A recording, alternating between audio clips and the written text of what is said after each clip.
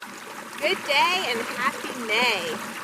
In this time of COVID-19 and needing to have space from other people, it is a wonderful time to connect with the outdoors.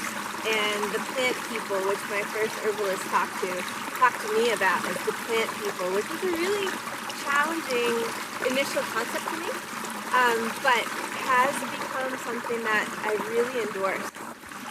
I wanted to mention the work of Robin Wall Kimmerer, an ecologist and professor and author in our neighboring state of New York.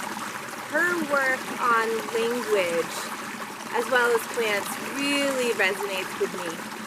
She is part of the Potawatomi Nation, and in Potawatomi language, they have ways of talking about plants, rocks, mountains, rivers, streams, as they are akin to them. And in English, we don't have a way to do that. We refer to things as it. And even in myself, in trying to change my perception of language and connection with things, I sometimes revert back to, the it. But I'm really working on changing that language because I think it's a fundamental level of understanding of connection of ourselves to all living things in the whole earth. So Robin Wall Kimmerer's books, Braiding Sweetgrass and Gathering Moss, are wonderful. She has a couple of wonderful podcasts you can also listen to. And thinking about calling our fellow plant people or allies as our kin versus an inanimate object might really change our perception of the world around us. We are on land in as part of the Vermont family forest. This is what we call Abraham's Knees. We are right at the base of Mount Abraham, beautiful up here on the western flank of the Greens. The trees still are just starting to get their buds ready. So it's a really neat time of year to be in the woods because the visibility is pretty amazing. And you can see through the woods in this stick season, as it still is, in ways that very shortly, in a matter of a couple weeks, is going to change. And that's how these ephemeral plants are able to do their cycles really quickly. They're taking this excessive light that they have for such a short period of time and using it to go through their cycle.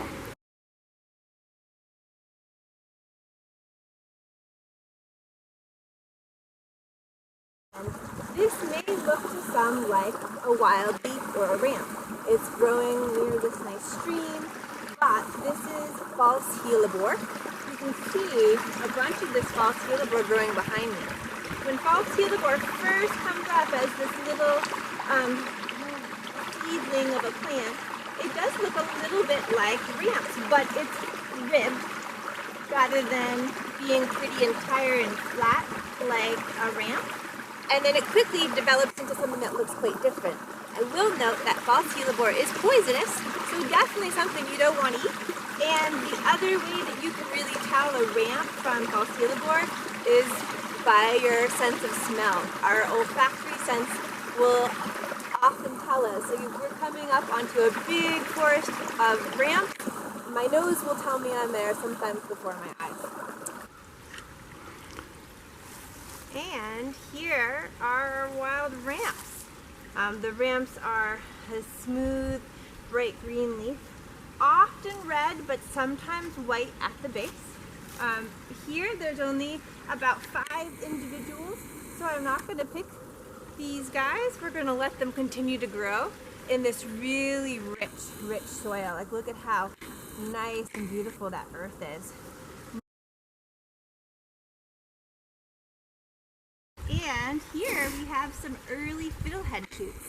Fiddleheads are the beginning of ferns. Not all fern fiddleheads are edible. Many are. Fiddleheads are delicious and probably one of the most known wild edibles. When I eat fiddleheads, usually I boil them for 5 to 10 minutes. Sometimes I'll pickle them. Sometimes I'll put them in sautés.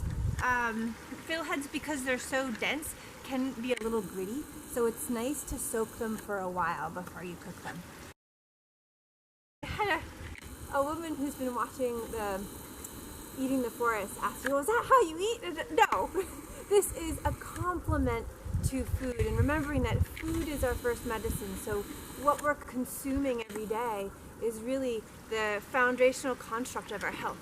And having little bits of wild food basically is like my vitamin and mineral pack for the day, as well as connecting me with this place I call home and the land that I'm in, that I can maybe feel some of the rhythms and cycles of the earth with these plants.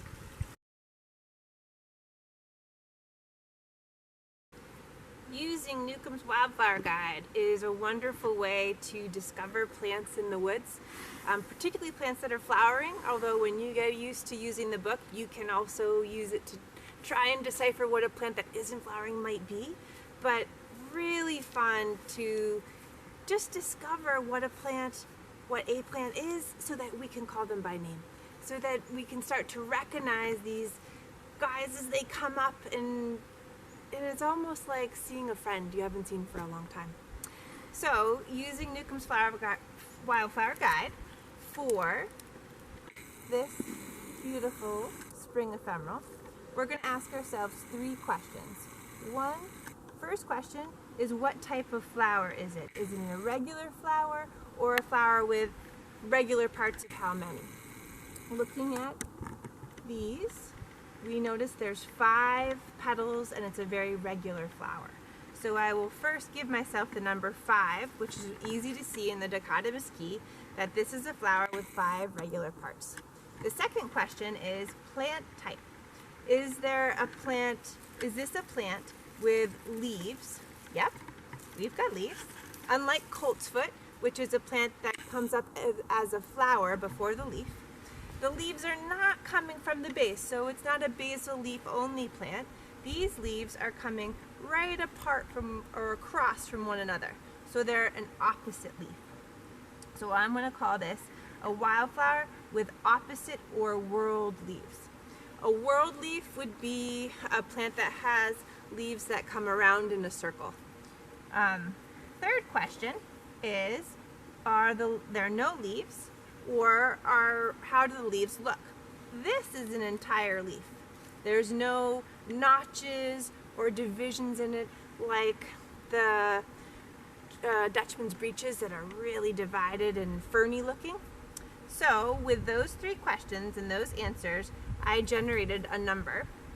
In this situation, it's 5, 4, 2, and I'll go to the key with that number in mind.